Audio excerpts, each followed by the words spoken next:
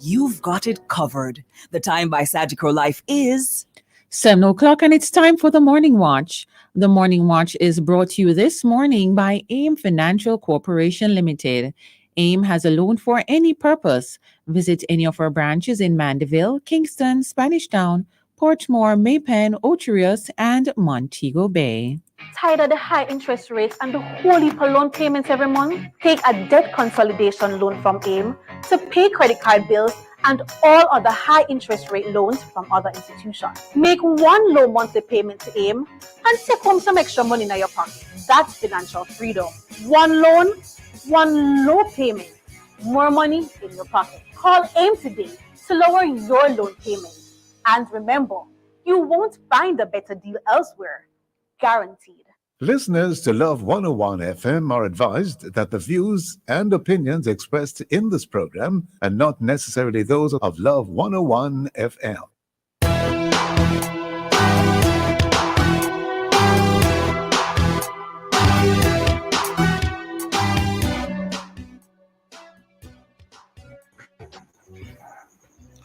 Hello and welcome to the Morning Watch on Love 101 FM. I'm your host, Stokeley Marshall.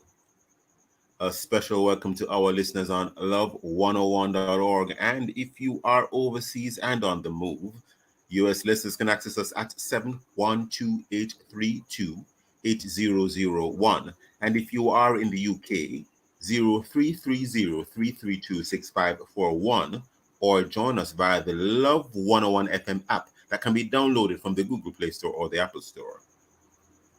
You can also join us on Love 101 FM Facebook and YouTube Live.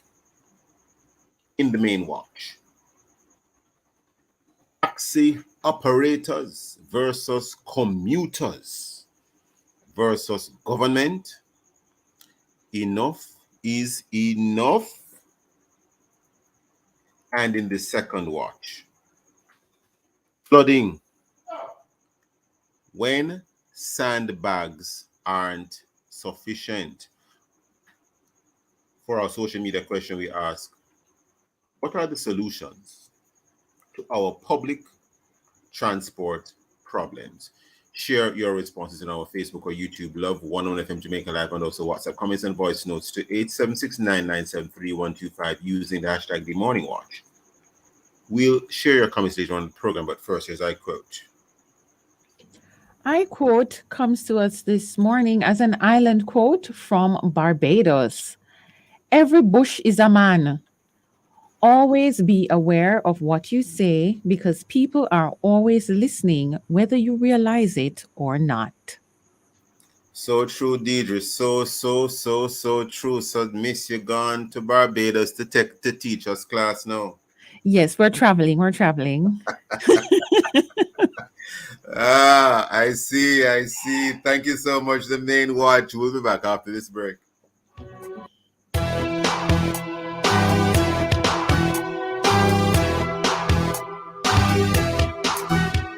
I'm Tammy. I'm Wayne. And we are the Mitchells. Our life is a busy vibe. So Flow Yarden Road is made for our vibe. Power your everywhere vibe with Yarden Road and get up to 150 megabits per second fiber fast internet at home and fully loaded mobile with unlimited social and YouTube data. Anywhere talking text plus gigs and gigs of any use data. All for a special offer of $4,999 plus GCT. Yarden Road is for the way you live. Flow, Jamaica's network. Visit discoverflow.co. Conditions apply. Faith Temple Assembly of God, 6 Princess Street, invite you to fight. Yes, join us for our believers gathering under auspices of our host pastor, Bishop Conrad H. Pitkin, as he welcomes our guest speaker, Bishop Alvin Bailey, on November 20th to 23rd, under the theme, Fight, Faith in God for Hard Times. Join us for our all-day service on Sunday, November 20th, starting at 9 a.m., and then 7 p.m. Monday to Wednesday for our nightly services. Come and join the fight! They're full of life. You're full of love. They're carefree. You care more. That's why we created Child Protector, a critical illness insurance plan from Sagicor Life. It provides coverage for your child in the event of 15 critical illnesses, hospitalization benefits, life insurance, and investment benefits. So make sure your child can live life to the fullest. Apply for Sagicor Child Protector today.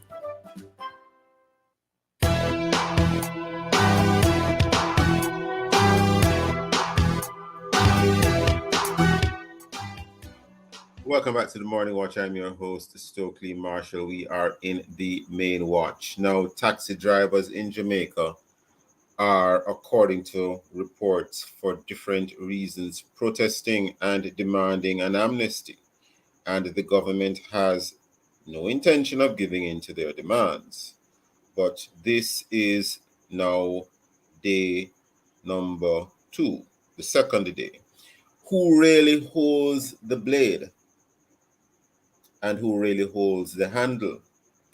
Is it the operators, government, or commuters? We have as our guests today Michael Diamond, President of Consumers Intervention Jamaica, and we should also be having online shortly a taxi operator, but we don't seem to have him on as yet. Good morning, Mr. Diamond. How are you, sir? Good morning. I'm doing well. And good morning to your listeners. Now, I had planned to ask the taxi operator about day 1 of the protests. Now, I gather the protests in the corporate area were perhaps a little bit more active than the ones in, for example, Montego Bay. Is that your understanding, Mr. Diamond? Yes, I was seeing such reports that it was more active in the corporate area. We seem to be having a slight challenge hearing you very clearly, Mr. Diamond. I hope it's not anything on our side. I don't know if there's any adjustment you can make on your end, but I think you're saying that you have seen reports that mirror what I had indicated, the protests in the western side of Jamaica, meaning Montego Bay were not as active as they were in Kingston, the corporate area, yes? Yes. Are you hearing me a bit better? A little bit better now, sir. Indeed. Now, for example, if I were to turn to the Jamaica Observer as an example, I'm seeing where some schools, taxi drivers strike force early closure of some schools, say education ministry, certainly driving around the corporate area, meaning Kingston and St. Andrew. Yesterday, there was much less traffic on the roads, not many school children, and I must admit it was much easier to drive around the place. The roads were not as clogged. Your experience, Mr. Diamond? Absolutely. It's what we often see is that whenever there's a strike or some type of action by the taxi operators, it seems to free up our roads to the point where individuals would care less whether or not they strike. Unfortunately, there's so many commuters that depend on these taxis, for transportation. So it's really a catch-22 type of situation that when they're not on the road, we can see, that the congestion is often caused by them, yes. But unfortunately, individuals wasn't able to get from point A to point B. You know, Interestingly, what is occurring yesterday and possibly continuing even into this morning is quite indicative of the behavior of most taxi operators, unfortunately. That sector is exactly as they're demonstrating right now. They're indisciplined, and that indiscipline leads into this type of situation where there's no consideration to the fact that they are a part of a transport system, that they simply cannot just withdraw service and not consider the ramifications of what would occur, especially for what they're supposedly asking for. So an amnesty is not something that is guaranteed to anyone. This is at the discretion of the government. So the fact that you're protesting for some type of discretionary action on behalf of the government, that is something that is quite. It's not going to be supported. It's not supported by the community, and it's not supported by industry. Now, let us let us sort of, as it were, drill down in terms of what exactly they're asking for. They're asking for a traffic ticket amnesty. So for the benefit of the listeners, Mr. Diamond, my understanding is that they're asking essentially for a pardon from any sort of criminal prosecution in relation to the tickets that they have outstanding, and some of them have quite a lot of tickets outstanding. Mr. Diamond, any comments? Interestingly, yes, it is somewhat like that. The passage of the new Road and Traffic Act is that come December 1st, there will be a different approach to dealing with individuals who have outstanding tickets to the point where they have even warrants are even issued for some of these individuals. So what they're necessarily protesting is that they may not be able to meet that deadline for December 1st in order for them to resolve these issues. Now, the reality of the situation is that there is a process. If you believe that you were ticketed unfairly, there is a process for addressing that, but not for individuals who have accumulated hundreds of tickets and then say, well, we need an amnesty or else. What about those disciplined operators who are abiding by the law and are paying their tickets when they get them?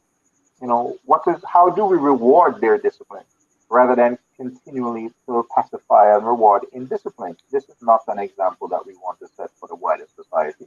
So for while we would like to, get back to business, get back to normality as far as their operations are concerned, we cannot at any time at all negotiate with terrorists. And I've said on this program before that I consider these operators on the road to be considered terrorists. They're terrorists on our roads. So at this point, they're doing exactly what terrorists do. They're attempting to strong arm governments and communities to bend to their will rather than, do exactly what they're required to do by law. In relation to an amnesty, what a number of them have indicated, and I'm not even going to assume that they're all speaking for the entire group of them, but suffice it to say, we have heard enough comments being made in the media where some of them are arguing that if you can have a gun amnesty, why not a traffic ticket amnesty at this time?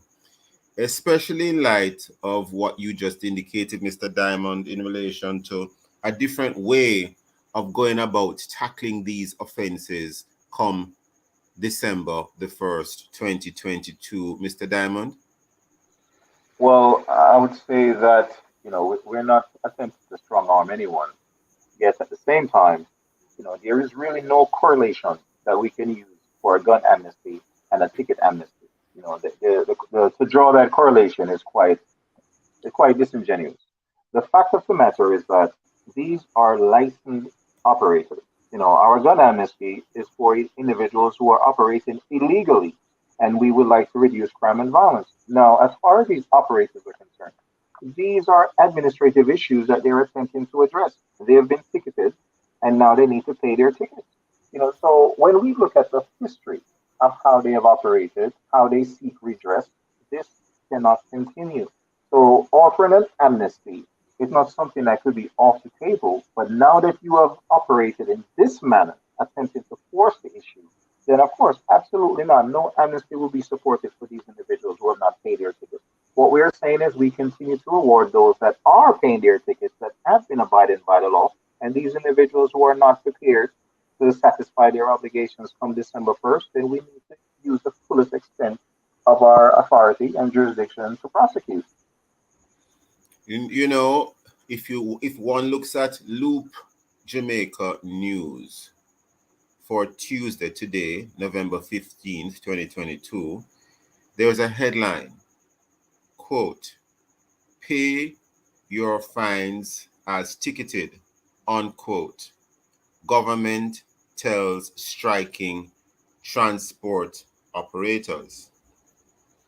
Now, any comments on this? Because who is really holding the handle and who is really holding the blade?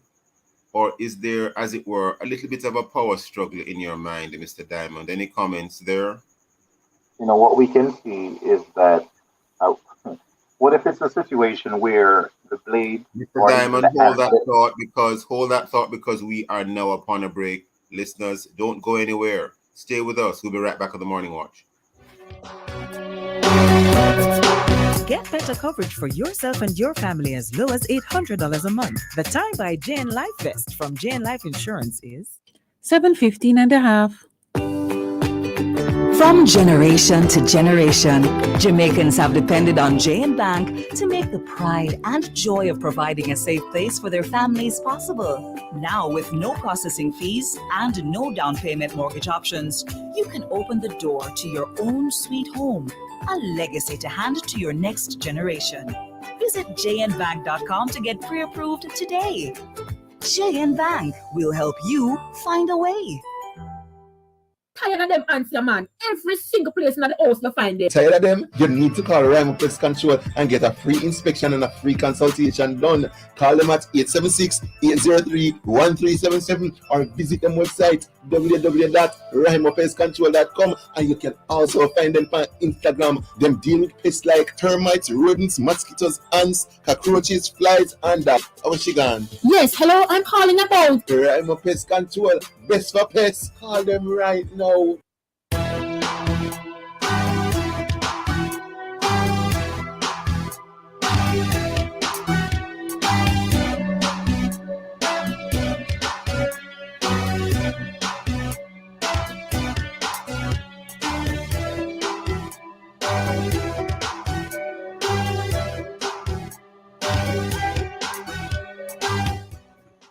Welcome back to the Morning Watch. I'm your host, Stokeley Marshall. We are in the main watch. And we have as our guest, Michael Diamond, President of Consumers Intervention Jamaica. And in this main watch, the topic is taxi operators versus commuters versus government. Enough is enough. We should also be having as a guest a taxi operator. However, well, I gather he may now be on the phone. Yes. Good morning. Is that Mr. Howell? Is that a Mr. Howell? Are you on the line with us now, sir? Maybe not. Mr. Diamond? Yes, good morning. Good morning. Okay, I see. You are you with hearing us. me clearly? It was just indicated to me that we had someone else on the line, and it was indicated it was a taxi operator, but unfortunately it's not him.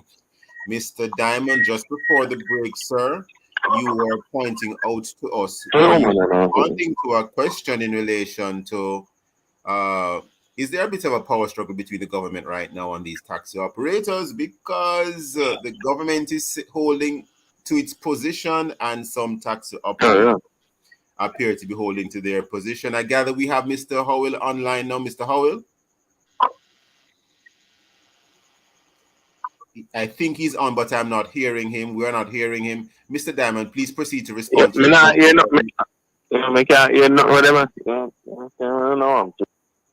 Mr. Diamond, proceed while we try to resolve issues with Mr. Howell's line. Proceed, Mr. Diamond. Okay, perception is everything, and what we are now seeing is that this blade and handle may rotate between stakeholders from time to time. Recently, we're not hearing you so well, Mr. Diamond. If you could speak more directly into your device, it's a bit of an echo there. Hello. Much better, Mr. Diamond. Yes, sir. Okay, perfect. What we are seeing is that in recent times, some operators have given themselves a fare increase that was not authorized by the government. Now, what that indicates to the public is that it almost seems as if these operators are a law unto themselves. And it is very unfortunate because I'm going to ask pause 1 second, Mr. Diamond, not because I'm deliberately interrupting, but it's interesting you mentioned that they have given themselves a fare increase. Just for the record, that particular sector is one of the few sectors where, they are told what to charge the commuters. I just want to put that out there. Notwithstanding their expenses, they are actually told what to charge the commuters. But continue, Mr. Diamond. Right. So the fact that you still had commuters that would complain, that would make note that there are individuals who are charging above what is actually allowed, and there seemed to have been a lack of enforcement. And there are individuals that can attest that they have seen where some of these operators have literally posted their increase on their vehicles. So when we think consider like who is in charge, who is actually in charge? The consumers are supposed to be in charge. The citizens are supposed to be in charge, but it doesn't seem that way because the individuals who we put into power or in positions to regulate these things are not holding these individuals accountable. Mr. So Diamond, Mr. Diamond, not that we're going off, our what we're looking at here this morning, but do you believe that the fact that they are told by the government what to charge their customers, who are the commuters, do you think that that alone in and of itself is one major problem for them? Because no matter their expenses, no matter how high petrol is, for instance, they have to charge a particular rate. absolutely not. And I say absolutely not because this is not, no one is compelled to be a taxi operator.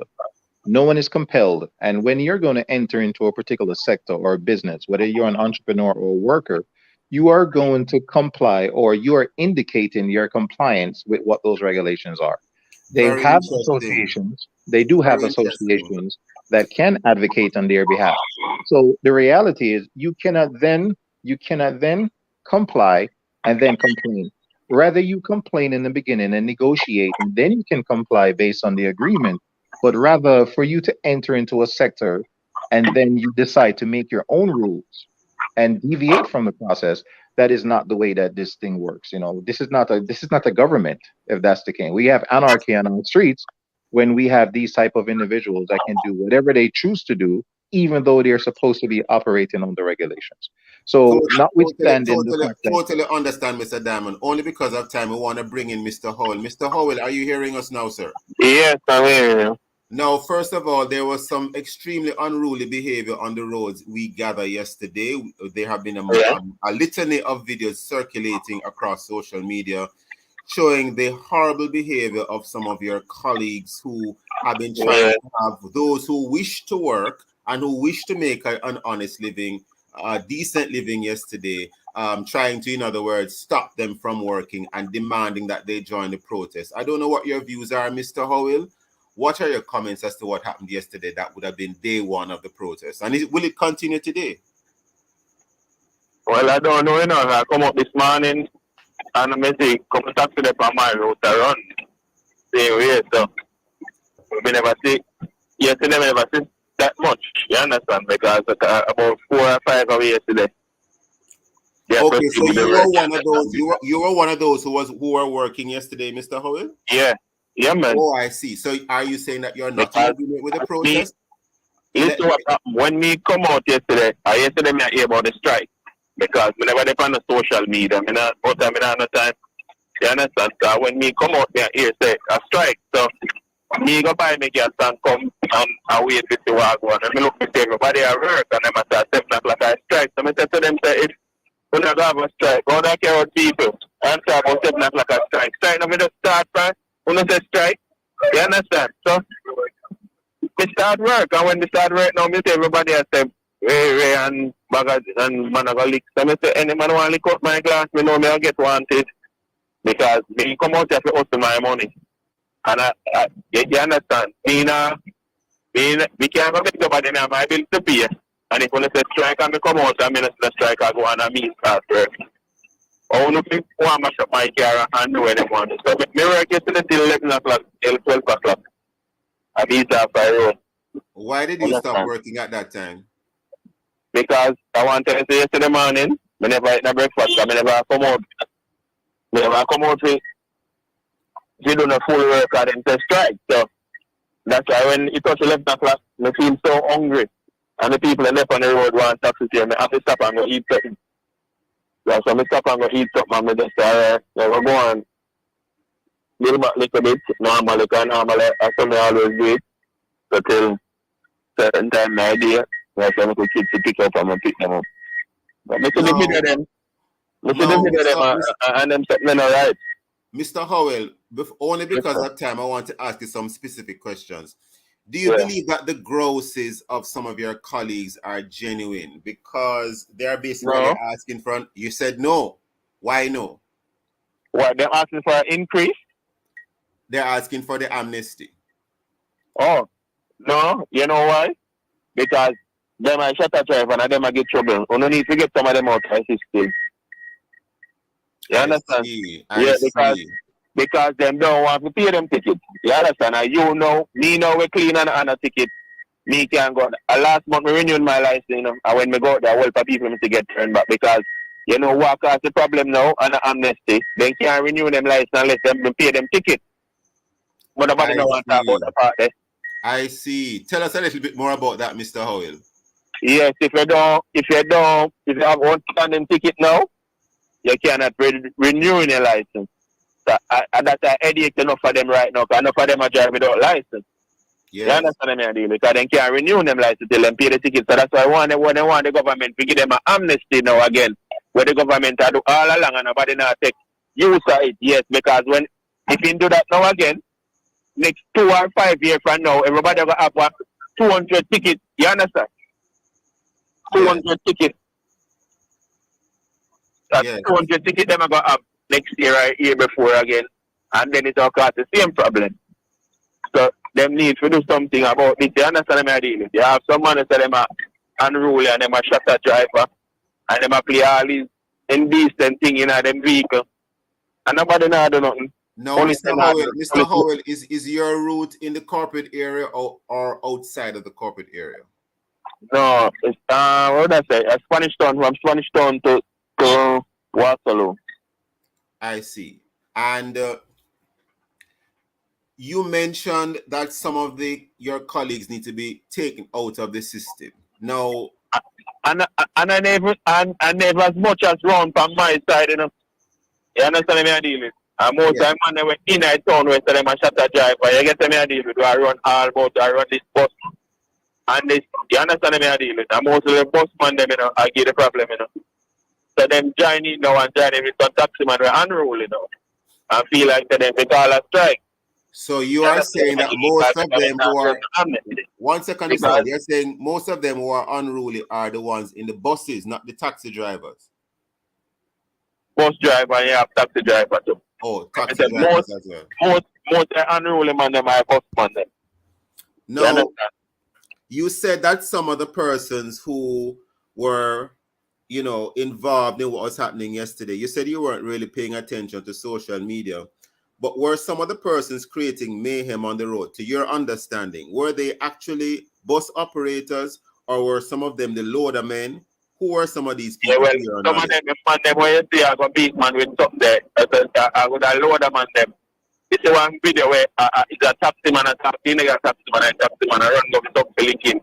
So you have Batman in the system too, and you have Batman taxi man to that. You really say everything but this, you know.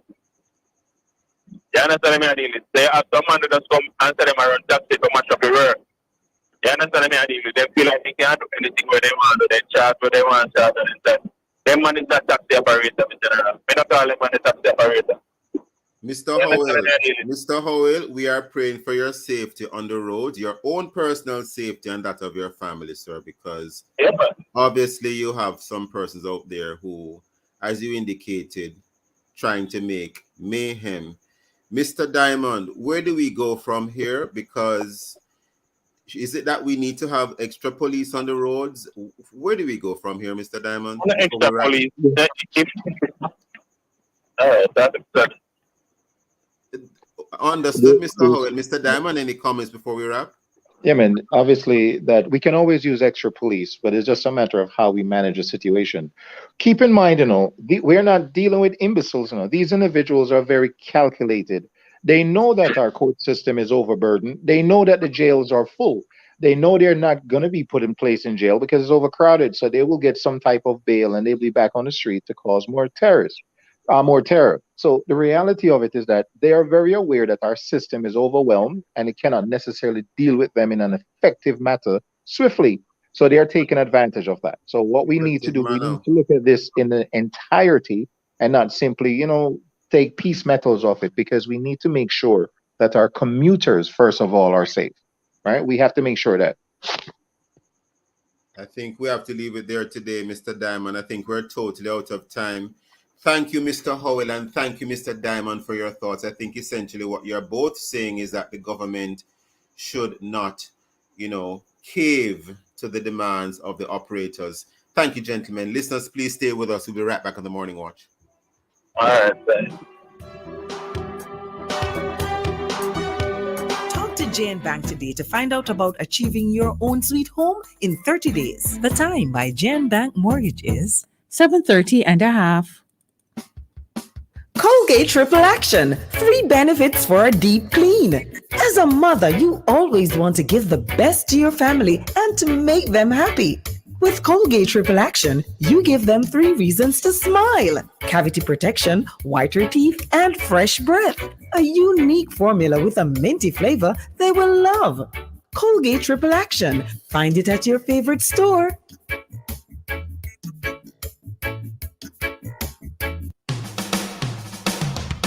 You're invited to listen to Dollars and Cents every Thursday at 8:16 a.m. We'll give you tips on how to make your money count, how to save, and how to grow your worth. It's all inside Dollars and Cents, brought to you by BPM Financial Limited, taking you higher. That's Dollars and Cents every Thursday at 8:16 a.m. on the family station, Love 101. The Morning Watch is brought to you today by AIM Financial Corporation. AIM has a loan for any purpose. Visit any of our branches in Mandeville, Kingston, Spanish Town, Portmore, Maypen, Ocho Rios, and Montego Bay.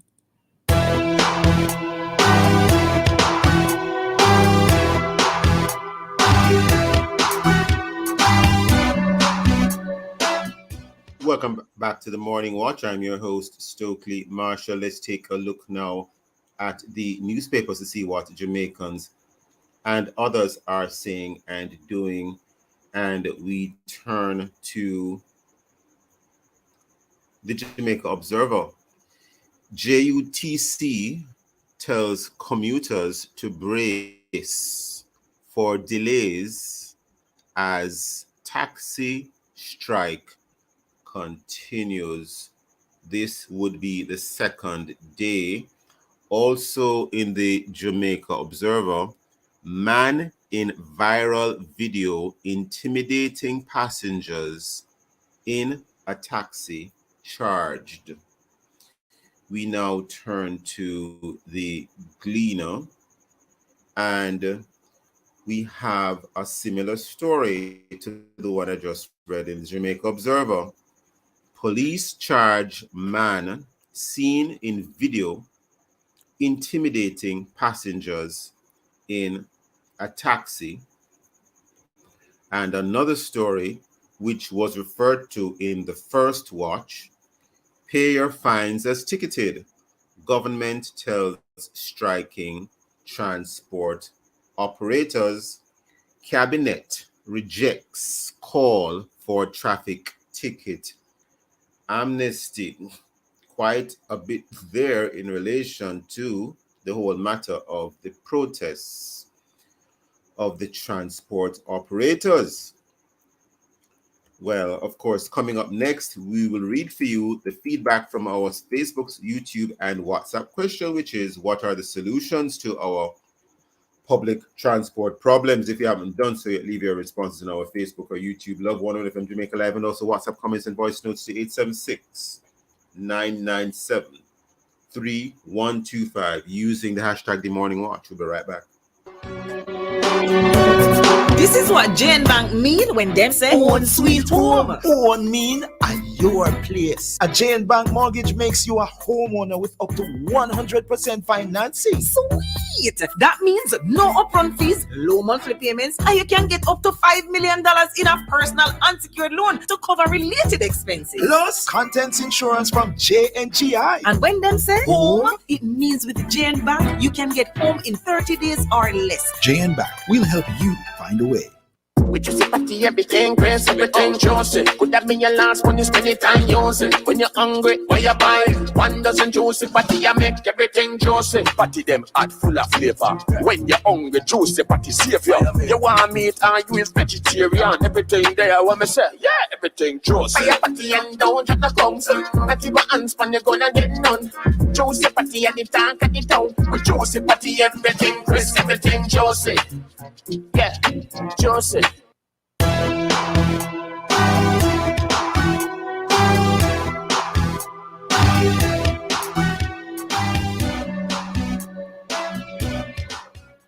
Welcome back to the Morning Watch. I'm your host, Stokeley Marshall. Well, let us see now what are the various comments in relation to our social media question. What are the solutions to our public transport problems? Deidre, what are you seeing on Facebook, WhatsApp?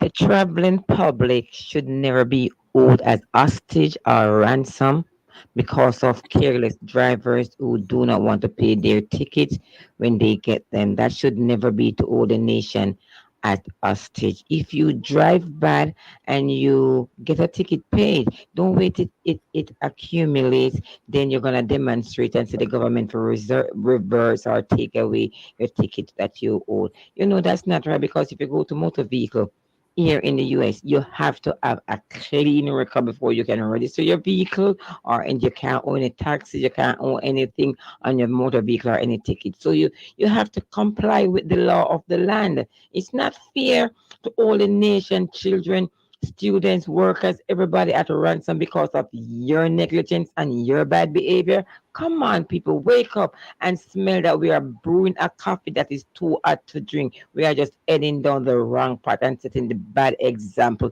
It is so bad. Sometimes I wish the government could have sent two bus come and send Thomas because even send them as we are suffering up here.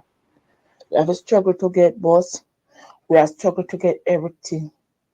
And I wish government could have find two yellow bus and send come and send Thomas because the school children are suffering because the bus that you want carry schoolers. And then this them up or something. We're feeling it. Those comments there from Joan Dawkins and Marlene. Faith from Washington Garden says proper regulations for the system. Government is to enforce the laws. Angela from Yorton, she also made a comment. She's not in support of amnesty. And from their behavior yesterday, it shows indiscipline and lawlessness. She's sorry for the commuting public, but she's not sorry for the taxi drivers. We have another comment here from Missy. She said, our guest, the last guest, he is being truthful and men don't like their sins to be revealed. Those are the comments for right now. Very interesting comments, Deidre. Keep the comments coming in. Very interesting views there. We move right into the second watch. Now, there is, the whole matter of where does one live, and home is where the heart is, and home is where you have a lot of memories created and where there are many friends and laughter. However, if you have to be on your guard when you are at home, it can create quite a bit of stress on the mind. And if every time there is inclement weather, you're going to be a little bit worried or very worried as to what will happen, what does that alone do to the psyche? Well, in this second watch, our topic is flooding when sandbags aren't enough. Our guests are, we continue to have as our guest Michael Diamond, President Consumers Intervention Jamaica. He was with us as well in the first watch or the main watch. And we have as another guest for this particular segment, Lenworth Kelly. He is the president of the Incorporated Master Builders Association. Good morning, Mr. Kelly, and good morning again, Mr. Diamond. How are you both? Good morning, Stokeley. I'm good. Yeah, good morning, and good morning again to your listeners. Now, Mr. Kelly, if I could start with you, sir. Recently, on this weekend that just passed, there were reports and quite a couple of videos circulating on social media about water that had settled at what is described as the underground parking for Ruthven Towers on Ruthven Road in the corporate area. These units were constructed upon the instructions of the National Housing Trust, developed by the National Housing Trust. What really happened at Ruthven Towers, Mr. Kelly, to your knowledge, technically? Stokely, apparently, what is clear to us is that there's... Based on what you actually know, not rumor, not conjecture, what you actually... There is significant intrusion of water where you don't want it like that. And so, you're largely left to speculate without knowing much. And as I've said elsewhere, we ought to await the NHT and whatever technical report comes out to understand exactly what happened. But just on observation, it would appear you would have water coming from Trafalgar Road down to Ruthven Road, and there's an entrance immediately in the part of the roadway. We're not certain of what measures would have been built, whatever drainage systems might be in place to mitigate significant water coming in. Must add, however, that the intensity of rainfall that we had, I believe it was Sunday afternoon, was significant, and we will have more of those from time to time.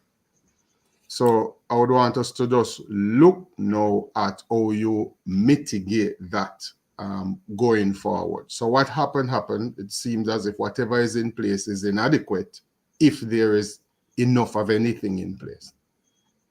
So, Mr. Kelly, what, if anything, could be done, generally speaking? And I'm saying generally because clearly you're not the person who is addressing the issue. But in your capacity, what would someone generally do to prevent that sort of flooding?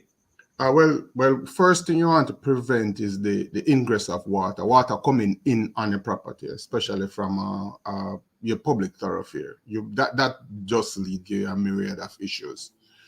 That's the first thing you want. So you really don't want a scenario where water is flowing from another property or from the streets onto your property in significant volumes. So that's number one.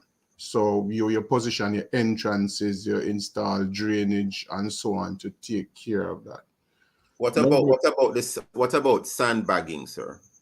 No, that's not something you want to be doing. That's that's kind of like a temporary measure when you're going to have extreme storms. I don't know that sandbagging. Yes, it is something, but do you want to be sandbagging each time it rains? So that's not something we would recommend that you look at. You also want to consider the water that falls on the property and how that water is disposed of. Because remember, water also falls on the property. Are the drainage systems, the percolation systems in place adequate to dispose of that water quickly? Do we have, say, for example, some pumps in the basements? Because we have a lot of basements being built in the city, rightly so, because real estate is expensive. So you put parking below and on other levels as you can.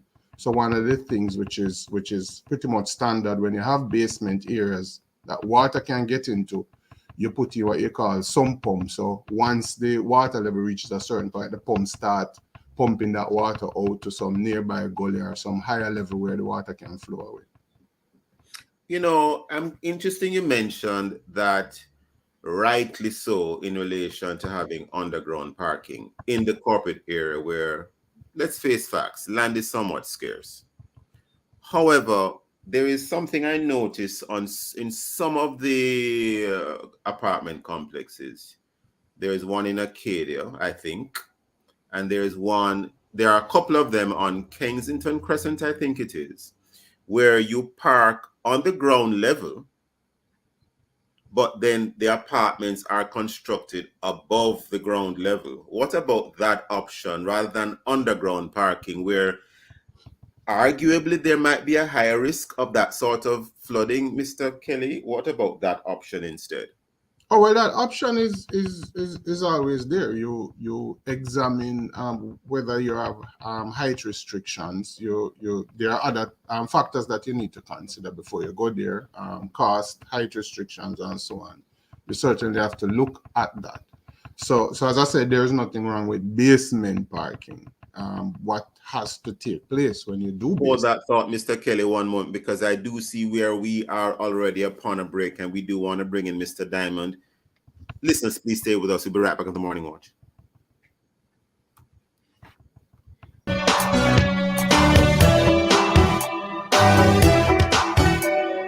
Together, we can create. He knows my name. Here is your opportunity to connect with someone who will listen, pray, and give guidance. It's the telephone counseling ministry of the Edgewater Baptist Church. Please call 876-220-6474. Weekdays between 8 a.m. and 9 p.m. and Sundays between 8 a.m. and 8 p.m. Please talk to someone if you're finding it particularly challenging to cope during this period of global crisis. Someone is waiting for your call. Please reach out today. 876-220-6474. It's the telephone counseling ministry of the Edgewater Baptist Church. This is a reminder that somebody cares. Endorsed by Love 101. He knows my name.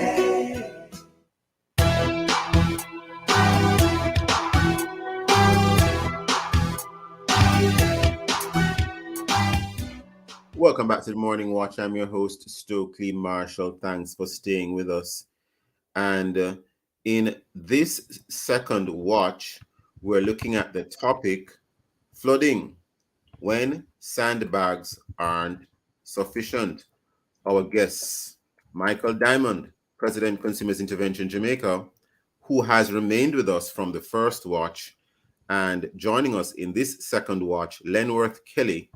He's president of the Incorporated Master Builders Association. Mr. Kelly, just before the break, you are making a comment. Please continue the comment, sir. All right. So as I'm saying, the developers will make decisions in terms of whether they put basement parking in or not. There's a certainly financial decision, height restrictions, and all of these come into play in terms of determining what you are recommended, whether you're the surface parking and then the apartments are above that, or you go basement parking. And some places will need to have also basement parking plus parking at what you'd call road level. Mr. Diamond. Yes. Imagine, and let us take it away, for example. Let us for a moment not think about Ruthven Towers, as we know we don't have all the facts and we don't want to speculate, and we want to deal with only facts on the Morning Watch. The technical report would need to be produced for us to go any further there. But let us think of a generic situation. You have purchased a unit in a residential complex where there is basement parking. You're a consumer, a purchaser, and you park your vehicle in this basement parking. You go in the elevator up to your apartment, whether it is a high-end unit or a low-end complex, high-end or low-end complex, however you define it. And then after a significant shower of rain, your vehicle can't start because the engine is all flooded. Mr. Diamond, from a consumer standpoint. Well, of course, no one wants that to happen. unfortunately. And as you do recognize that, yes, it is a new dwelling, there would have been some warranties that came with that purchase, especially the fact that there's an underground parking. What warranties would have been issued regarding that? So this is an insurance nightmare, of course, because many individuals will find out that perhaps their insurance doesn't even cover flooding. Now, as we have Mr. Kelly here, I would ask the question is the building code in Jamaica, is it voluntary or is it compulsory? And I would say that because if the building code is compulsory, that means that there's certain standard that had to have been maintained that would speak to such an issue. Because there's no way you're going to build a underground garage without consideration that flooding is a possibility and what mitigating factors will be put in. So when we look at the situation, yes, we would like to hear what the technical report says. Well, what are the responsibilities of such the builders and also for the department, the fire department that cleared the building for occupancy? So when we are looking at how we address the fact that yes, my very expensive vehicle is now flooded and has engine damage, who is going to be held accountable for that? So we do have to look at the stakeholders. We do have to look at the individuals with responsibility to make sure that the premises were safe and livable, and the fact that flooding should not be a factor. It wasn't a storm, it was just some rains. So imagine if we actually had a weather condition more significant of that. Would that water rise to the next level of apartments? So we need to really look at the situation to find out whether or not the building code is standard, whether it was adhered to, and if it was just voluntary, why would we put such a building in an area that is prone to flooding? So there's so many things to address here, because I'm sure the insurance company, they also don't want the liability of what occurred. So they will also be looking to place blame somewhere. So as a consumer, you then have to get all of this information to make sure that there wasn't any shortcomings by any of the individuals who guaranteed or basically warrant that the building is safe, and that of course your vehicle is parked and it's also safe. But again, this is something that there are levels to identifying culpability here. Mr. Lenworth Kelly, quite a mouthful. Any comments? The relevance of the building code, is it voluntary? I'm sure it's not. Mr. Kelly? No, it's not. Remember, we have a building act that gives teeth to the code. The code really references design guidelines and all of these things. And this is the recently passed building act, sir? Well, yes, more recently. I see. Should I say? I'm not sure all the regulations are in place, but yes, design engineers, to my knowledge, have been designing according to code, and I've been doing that for years. Not I mean, the law just gives teeth to, and we know of our own code.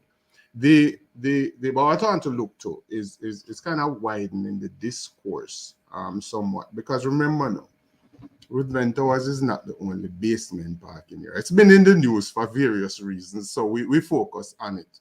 But remember, all across the city, there will be basement parking, and I think what we need to do is if I could just ask you to pause one moment, because I parked in a basement type, I'm going to call it a basement type parking yesterday, and it was very apparent that it had been flooded somewhat recently before I parked there, because there was still a lot of water that was still settled on the ground, and that one is in the Ligani area. Continue, Mr. Kelly.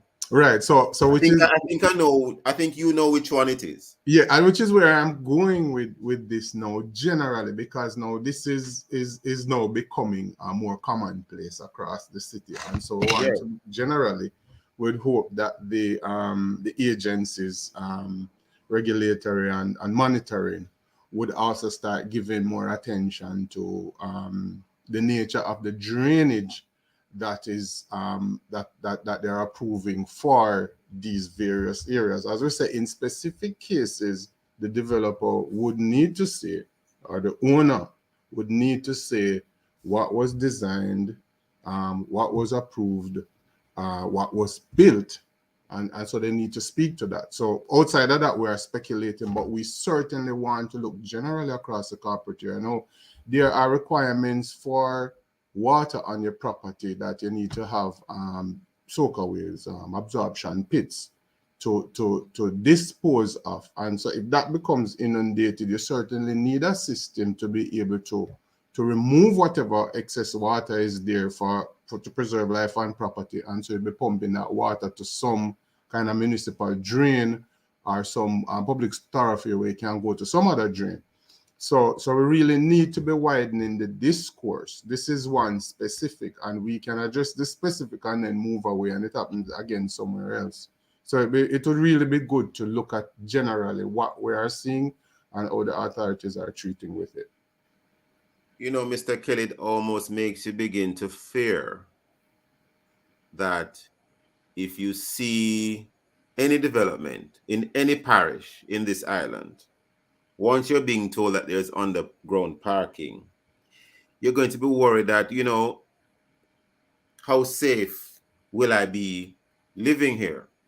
Because it could also be a situation where you are trying to rush to the underground parking to get your vehicle out in time before more water comes in, and on trying to exit and drive up the incline, you're being beset with all this water coming down.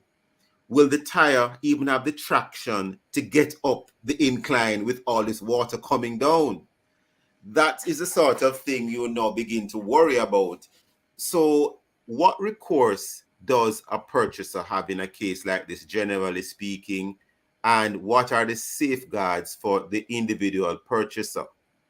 Mr. Kelly, if you have any comments along those lines. All right, so certainly. All right, so let's go to the safeguards first. One of the things that we have long advocated is that when units are being purchased, we really encourage the financing institutions, those who grant mortgages, to ensure that there's an engineer's inspection. You do a valuator's report, you do all of these other kind of reports, and we're saying, including that, an engineer's report, which examines stuff like, you know, structural integrity, drainage, and access, egress, these other kind of things that can affect you. But we've been going, and we usually react when these things happen. A report could have pointed out certain things to a potential purchaser and said, listen, we have an issue here with this, and you really should consider purchasing or not, but this is a risk, that kind of thing. And we need to start having more of that. I would want to imagine that the insurance companies should be the ones perhaps most interested in ensuring, along with the mortgage entities, that is also done. Because you don't know, you come as somebody not knowing, you're buying a nice apartment in a nice neighborhood, but what other potential risks are there? And we see some of them end up in court to say all these kind of things. So I want to say that generally recourse. So this is now after the fact. You would go back. Certainly, you would have insured your property, especially if you're under mortgage. To the extent of that insurance, perhaps Michael can speak more to that than I can, but certainly that's where you would want to go first, having purchased your unit. Yes, most persons simply do the valuation report, if they even do that. They do a surveyor's identification report. They don't do an engineer's report to check out the structural integrity of the building or the issues you raised. They don't do a soil test to see if the soil is even able to cope, to manage the weight of the building, and if there are any issues with the soil. Michael Diamond, any comments before we wrap this morning? Yeah, man. Keep in mind that one of the things that we do have is that the people bear in mind, Mr. Diamond, that many persons invest in these units before they're even constructed. Exactly. So what happened is that we do have confidence in the authorities that are supposed to make sure that all of these dots and cross and T's happen. The fact is that once a investor makes an application for the building permit, all the factors that you're mentioning are supposed to be identified, right? Now, once there is also an inspection during the course of the construction, these are also matters that are identified. So you, the consumer, is moving with the confidence that the authorities already checked and made sure that these reports were there and there's nothing significant that would deter an individual from purchasing, because you can't build a building with a defect and then sell units. It doesn't work like that. It has to be defect free. So what happens is that we are seeing issues where Diamond, construction has gone up and the courts have ordered that these buildings are demolished, Mr. because not Diamond, simply that they breached the application, but they also structurally and safety can be a concern once you breach according to what your plans were. So Mr. Diamond, I'm going to end it with you saying it has to be defect free. We leave it there for today because we are totally out of time. The building needs to be defect free. Michael Diamond, Lenworth, Kelly, Michael Diamond, thank you so much for your time and for your thoughts. Listeners, we want to thank you as well for having been with us today. And of course, visit the Love 101 FM YouTube channel and Facebook page for this and all other Love 101 FM programs. And of course, download the Love 101 app and stay connected to us, the #1 gospel station in Jamaica, Love 101 FM. Thanks to our producer, Kathy Gale, and to our guests. I am Stokeley Marshall, handing you back to Love in the Morning with Deidre Parchment.